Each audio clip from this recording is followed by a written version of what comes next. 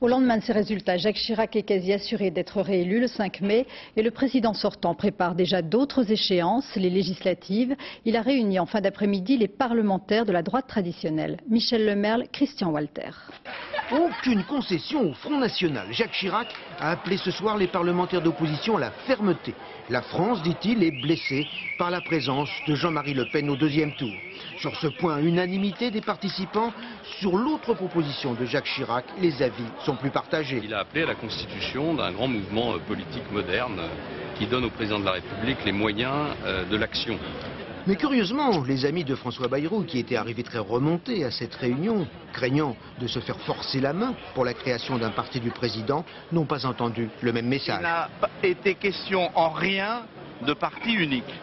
Si on reste dans cette ligne-là, eh ben, ma foi, c'est positif et tout va bien. Pour les proches de Jacques Chirac, l'idée du rassemblement et du candidat unique dès le premier tour des législatives reste pourtant d'actualité.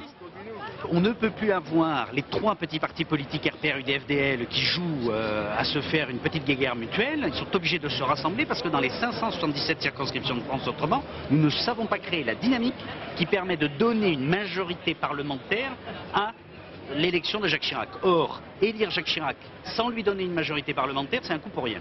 Ça n'a pas de sens.